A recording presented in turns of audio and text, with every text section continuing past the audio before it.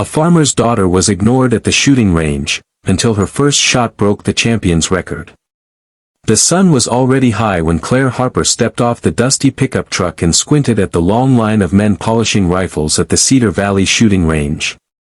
With her boots still caked in barn mud and a hand-me-down flannel shirt knotted at the waist, she looked nothing like the other competitors.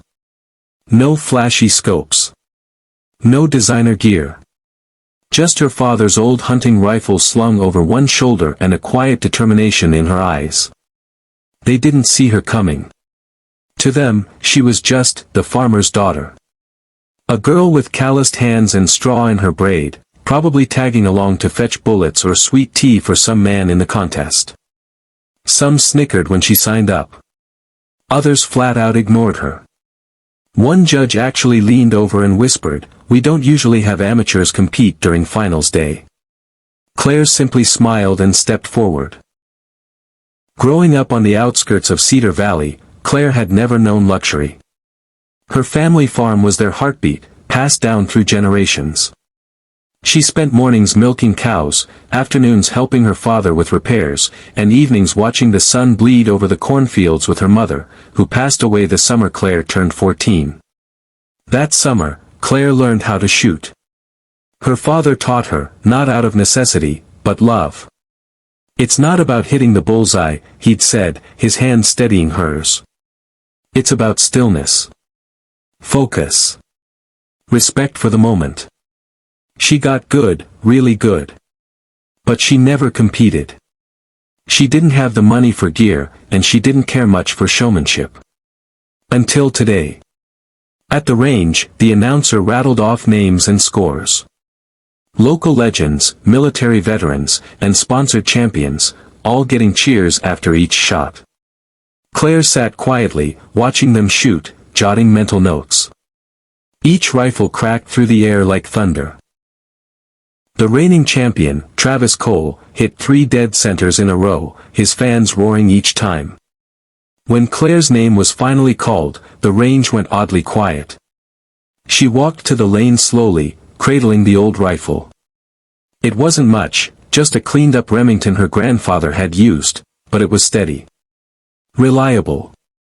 Like the soil she was raised on. Someone in the crowd chuckled. "Hope she knows which end to shoot from." Claire ignored it. She loaded a single bullet, adjusted her stance, and stared downrange. Her heart thudded once, then settled into a rhythm, matching her breath. Her world narrowed to one single dot. Then she squeezed. Crack. The entire range fell silent. The bullet ripped through the center of the bullseye, slicing through the tiny record-marking sticker that had been placed there for display. The digital board blinked. Then flashed red. Then buzzed to life. New record, 300 yards, dead center plus 0.002. Travis Cole's record was gone.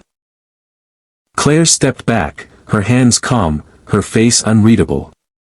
The moment exploded into stunned whispers, then slow applause, then full-blown cheers. Judges stared at the screen in disbelief.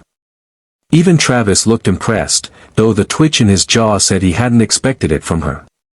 Reporters rushed over, their microphones stumbling over her name.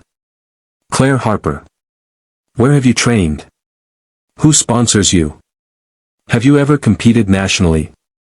She answered softly, "No sponsors. No training. Just practice behind the cornfield, after chores." The crowd quieted again.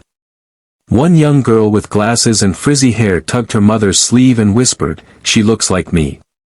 After the contest, Claire started to pack up, eager to get home before sunset. But as she reached her truck, she noticed a boy, maybe 12, sitting on the bench near the parking lot, tears in his eyes and a crumpled registration form in his hands. She walked over. "You okay, bud?" He looked up, startled. "I was gonna try. I signed up. But when they saw me, they laughed. Said I couldn't hold the gun right. I got nervous and left." Claire sat beside him. "You know," she said, "they laughed at me too." His eyes widened. But you're the record holder now. Exactly. She smiled. Doesn't matter where you come from or what they expect. All that matters is what you believe, and that you try. She handed him her lucky shooting gloves, soft brown leather stitched by her father, and said, "Next time, you wear these. They helped me, maybe they'll help you too." That moment changed more than just one kid's life. Claire's story spread like wildfire.